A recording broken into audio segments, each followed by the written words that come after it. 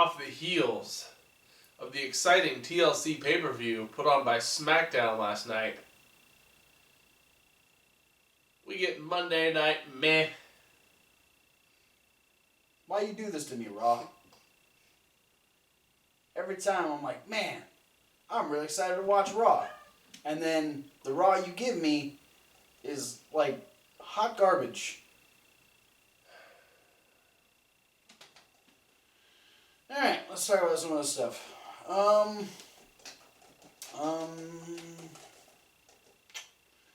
What do I want to complain about first?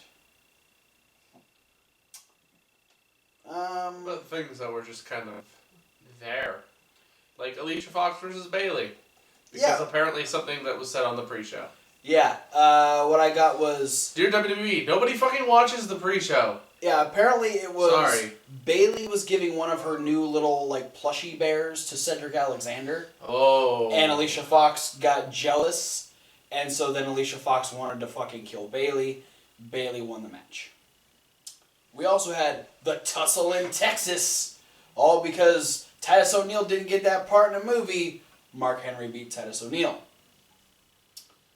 I like that part. That might have been my favorite part. Because I like watching Titus O'Neil lose. Yeah.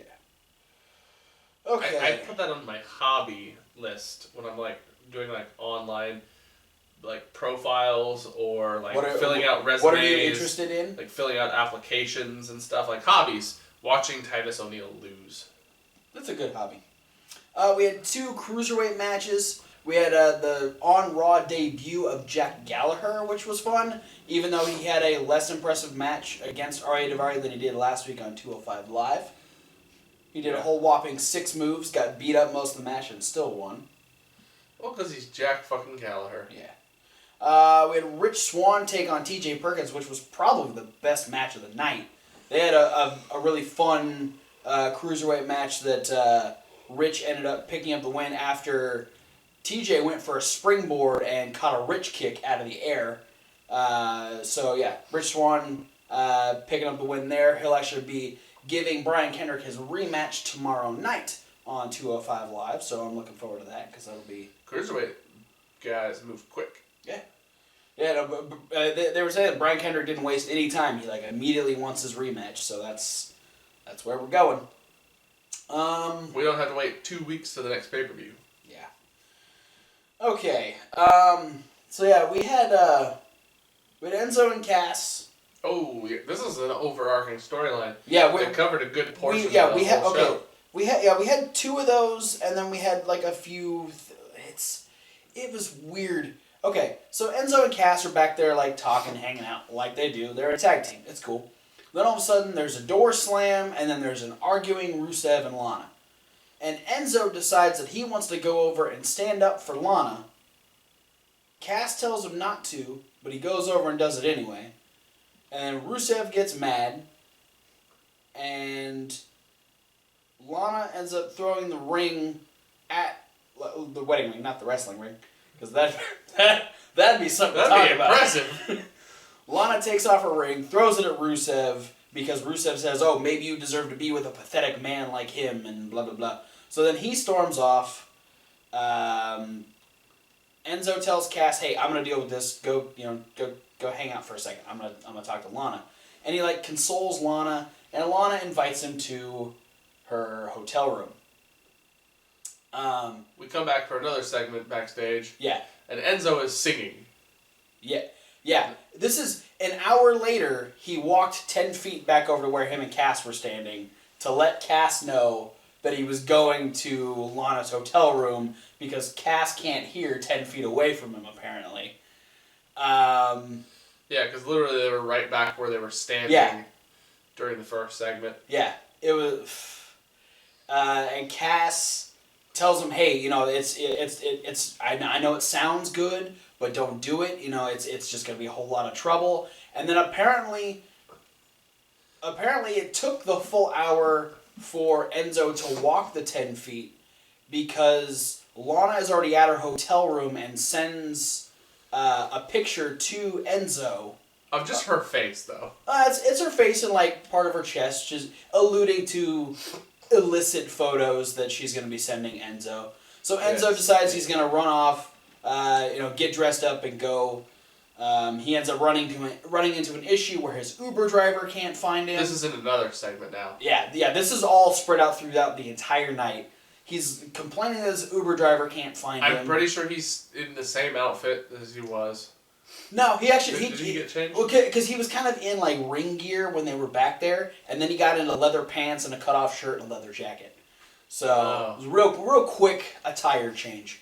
Luckily, he couldn't find his Uber driver, so luckily, a limo pulls up, has Ric Flair in it, because apparently Charlotte is going to apologize to Ric Flair after he celebrated with Sasha last week. And Ric Flair's like, oh yeah, you're going to go bang some Russian chick? Yeah, that's cool, take my limo, it'll be fine. So Enzo gets a limo to the hotel. He literally wants Enzo to be the kiss-stealing part of the whole shtick. And limousine riding. Oh yeah, because he's letting him ride the limo. Yeah. There's two parts that were true about Enzo now. So Enzo makes his way to the hotel room, kind of has second guesses himself. He's like, man, this is a bad idea. Lana ends up coming out, entices him a little bit, gets him a drink, rips off his shirt. No means no. Rips off his shirt. He's kind of getting into it, and then he drinks a little bit more, and then she tells him to take his pants off, and he doesn't want to. And then she tells him to do it again. So he's like, okay, I guess I got a second. Takes his pants down. She says something in Russian. He likes it until he realizes it means, you're a fool. Then Rusev was hiding in the bathroom. Yeah, which she had to call him twice. Yeah. Rusev's hard of hearing, kind of like Cass is. Yeah. They can't hear 10 feet away. No, Rusev's got the excuse there was a wall between them. That's true. Cass, no excuse for you. Rusev walks out and, oh boy, he caught Enzo with his pants down.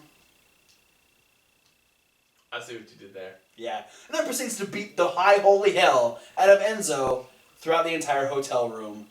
Drag his lifeless body. Yeah, he smashed a fucking vase on the back of his head and knocked him fucking out cold. Like, broken through the coffee table, took one of those tall standing lamps and broke it over his back. He fucked Enzo up. And then drug him out into the hallway. I was expecting a accolade in the middle of the hallway, and I'm glad we didn't get that. They closed the door, and I'm sure he made sweet, sweet love to Lana. Well, yeah, because before the door got all the way closed, Lana reached around and put the Do Not Disturb sign up. She did indeed. And then they made love on top of all the broken furniture. Yeah. Well, he didn't break the bed. I'm sure that was fine. Including the glass from the vase that was all over the floor. Ow. That's kinky right there. It's a whole new level of kink. Yeah. So that was the thing. Our other overarching storyline was... We forgot to mention that smack dab in the middle, Rusev challenged Cass to a match. Oh, yeah. Which was just a ploy to keep Cass in the arena. Well, that was probably the best part of the whole thing, because Cass realizes what's happening and immediately goes out to find a phone because he needs to get a hold of Enzo to, like, stop him from going there. And then that was the transition into Enzo walking down the hallway and is like, no, not now, Cass, and puts his phone away, because if your best friend is trying to call you, I mean, I get it. You even had second thoughts, like, you should have just picked up the phone. It's all Enzo's fault. Okay. Seth Rollins. Fresh off of the pedigree last week to Chris Jericho on top of a car, which was slightly awkward. Last week on Raw. Good Lord, don't do that type of intro anymore. Just do your little, like, music video things that you do. That's all you really need. This week on Raw. Stop it. Now, without backup. Seth Rollins says that he wants Triple H. Yes. And the pedigree to Jericho last week was a message to Triple H.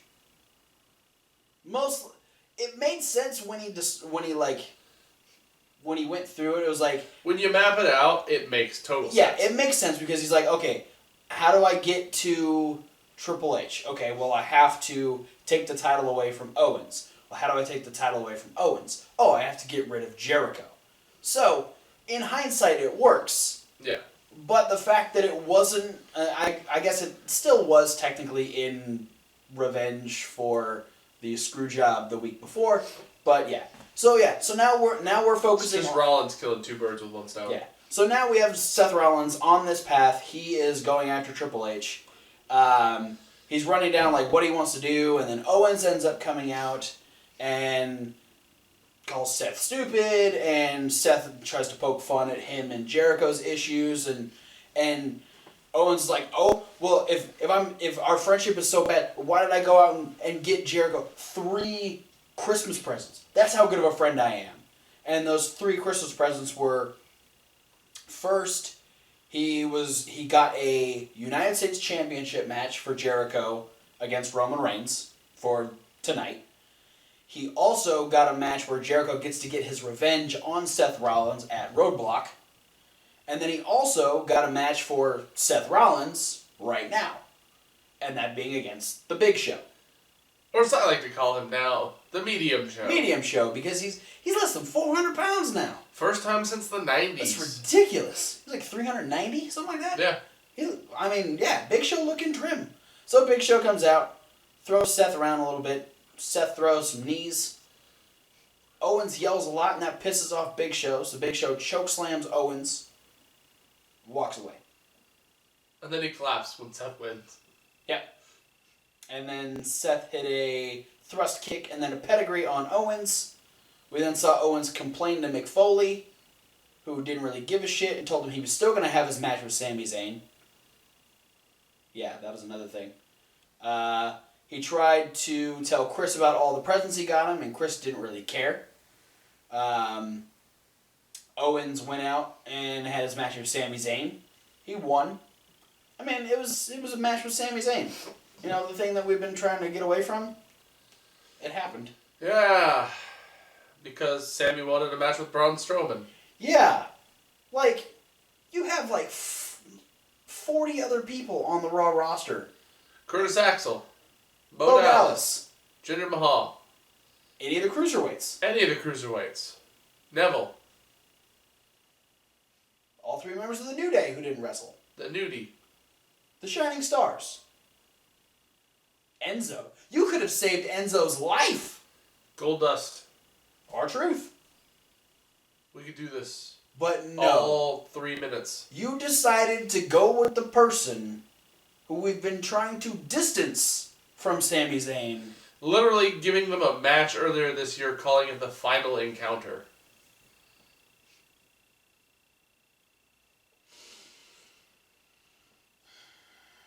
Kevin Owens wins.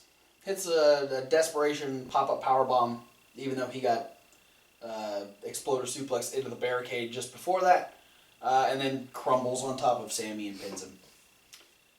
He ends up... He survived more than he won, but... Yeah. Yeah, no, fucking Sami, like, put him through the ringer for that one. He even, like, he finds Jericho before Jericho's match with Roman Reigns and says, hey, despite my match with Sami Zayn, despite Mick Foley picking on me all night, I'm still here to make sure that nothing bad happens in your match. And Jericho just fucking tells him off, like, bro, I don't need you. I don't want you around. I want you to stay out of my business. Just stay away from me. I got the gift of Jericho. That's all I need, man. So he goes out, and he has another U.S. champion. Did they forget that we did this, like, 3 weeks ago? Like, no. Like, just before Survivor Series, we did this. Okay. It's WWE. They like to repeat things. I know. Shouldn't be a surprise. It's repetition. It's WWE's thing. Yeah, they have a match. It's alright. Jericho was actually doing pretty damn good. And then Owens came out. Or, is it Owens? Who's that at ringside? Super kicking Roman Reigns in the face. The chubby guy in his shorts and a Kevin Owens cut off tank top. It could be R-Truth. It could be Goldust. It could be one of the Shining Stars. We could do this all day. But no, it was indeed Kevin Owens. but the super kick wasn't enough. It wasn't even enough. enough. Jinder Mahal. Fuck that guy. It wasn't even enough after the thing. Codebreaker. Roman Reigns kicks out because it's not Survivor Series. Anyway, Jericho gets up, yells at Owens, slaps him in the face. Owens walks away. Jericho dodges a spear. He can't dodge the second one. Roman Reigns is still United States champion because double champions and stuff. Yeah, my instantaneous reaction to this post Kevin Owens involvement to the match was Roman goes for the spear and Jericho leapfrogs it and I'm like, yeah! And then he immediately turns around and gets speared again. I'm like, oh. That's exactly the reaction he had to it. Oh, let's see. We had Sasha talk about her her match last week with Charlotte, and says how important it was and how great it is and that she got to celebrate with Ric Flair, and then apparently Charlotte said something on Twitter about iron sharpens iron, so that makes she Sasha wants to get her crown back. So that makes Sasha challenge her to an Iron Man match at Roadblock, which Charlotte has accepted. Because Sasha's the Iron Woman on Raw, even though Bayley beat her. In the Iron Man match in NXT. Yeah. Good job. Y'all can, pause for a second and realize, I get it. Charlotte and Sasha have amazing chemistry. I understand that as well. Their matches are fantastic. Always. Like every single one of them, just about, unless the referee can't figure out how to count them out. That kind of wonks things up a bit. But you've got other ladies on your roster that you can do all these cool history-making matches with. I'm just saying. Good segue, because next week, Emelina premieres. So there's another woman that you're going to neglect for more championship changes between Sasha and Charlotte. Yep. Good job, Raw. Love it. Yeah, so then before we got to Charlotte doing her apology to Ric Flair, we had, alright, next Monday at midnight, the New Day officially will break the record held by Demolition. So how are we going to cap... What's the final time that we're going to make them defend their championships? Breezango. Who... Well, they're on SmackDown. Demolition. They're kind of retired. Sort of. Golden Truth. That would work. They're on Raw. Shining Stars. They're on Raw, too. Anybody but the last two teams they defended the titles against. Nope, we're going to do a number one contenders match between Cesaro and Sheamus versus the Club because they both lost in grand fashion, so that's how you decide to... What the fuck? So it's controversial fashion because the Cesaro Sheamus, Xavier Woods got involved in the finish, and then in the Club one, Xavier Woods won the match by holding Carl Anderson's tights. But during the match, they fought on the outside and ran into the New Day, who were at ringside in their big beanbag chairs. And that prompted the New Day to get up and start fighting both teams, and the match was a no contest, which leads us to the Monday Night Raw match being a triple threat tag team championship match. But don't worry, New Day fans. The way this goes, because we've already had this happen once, the New Day is going to retain on Raw, but then they're going to lose the titles to one of these teams at Roadblock. Because that's exactly what happened with the Divas Championship. So don't worry. They'll break the record. And if they don't, why the fuck did you wait till the last day? Yeah. Why? Just let them break the fucking record at this point. Alright. Main event time. How do we cap off this amazing Monday Night Raw? We have Charlotte talk about how 6 fucking months ago she was a total bitch. She actually said that. Yeah. Why did she call herself a bitch of a daughter? We've already seen the smaller version twice. I wish when Rick came out, she was just looking at me and go, "You father of a bitch."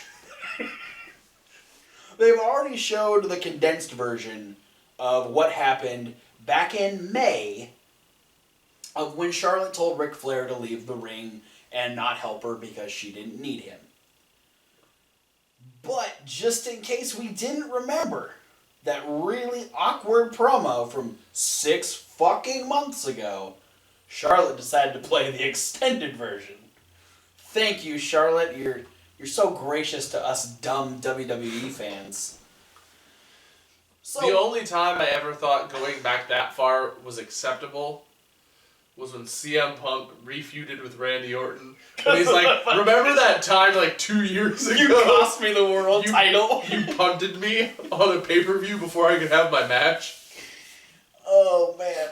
So Charlotte does this whole thing. She's like, oh, man, I realized I made a mistake. I can't believe I did this. Oh, no. And she's going to start crying. Please, Dad, come out here. Let me say I'm sorry. He must be so ashamed of what I have become. So Ric Flair comes out. Well, he can't go anywhere because Enzo took his fucking limo. Yeah. So stuck. He's and Enzo's just unconscious, so... So it's a good thing that he's going to apologize to his daughter because now his daughter's going to apologize because now she can give him a ride to wherever the fuck they're going next because Enzo has the limo. They hug, it's a big tearful thing, and then Charlotte slaps Ric Flair. And he goes down like a sack of moldy tangerines in the corner.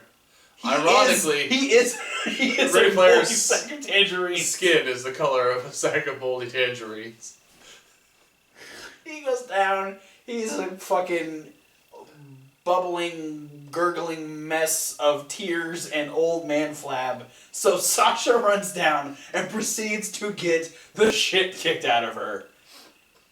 And so then we go off the air with another awkward Charlotte moment where she's just applauding this destroyed Sasha and a sad, sad Ric Flair. If you know what, WWE, that's the one thing you did right. You encapsulated this entire Monday Night Raw in that one moment where Sasha is destroyed and Ric Flair is an emotional mess. That was your Monday Night Raw. That's all. You could have showed just that for 3 hours, and you probably would have had a more compelling episode of Monday Night Raw. Oh. I think we're done. Yep. This is, we're finally here at Roadblock, the end of the line. Get rid of that fucking tagline. Anyway. And stairs.